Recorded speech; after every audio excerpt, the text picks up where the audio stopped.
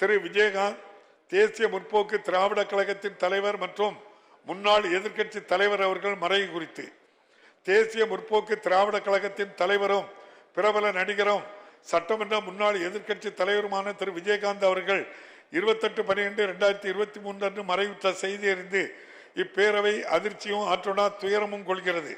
100க்கும் மேற்பட்ட திரைப்படங்களில் நடித்து தென்னிந்திய திரைப்பட நடிகர்கள் சங்கத்தின் தலைவராக பொறுப்பேற்று பொது வாழ்விலும் தம்மை ஈடுபடுத்திக் கொண்டு கேப்டன் என அனைவராலும் அன்போடு அழைக்கப்பட்ட திரு விஜயகாந்த் அவர்கள் இந்த ஆண்டின் பத்மபூஷன் விருதுக்கு தேர்ந்தெடுக்கப்பட்டுள்ள பெருமைக்குரியவர்.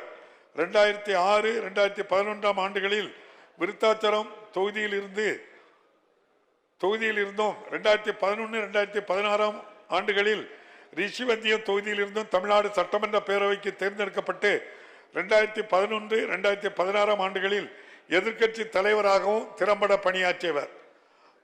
அன்னாரது மறைவால் அவரை இழந்து வாடும் அவரது குடும்பத்தினருக்கும் திரைத்துறையினருக்கும் தேசிய முற்போக்கு திராவிட கழகத்தை சார்ந்தவர்கள் உள்ளிட்ட அனைவருக்கும் இப்பேரவை தனது ஆழ்ந்த இரங்கலையும் அனுதாபத்தினையும் தெரிவித்துக் கொள்கிறது. செய்திகளை உடனுக்குடனும் துல்லியமாகவும் தெரிந்து கொள்ள சப்ஸ்கிரைப் பண்ணுங்க.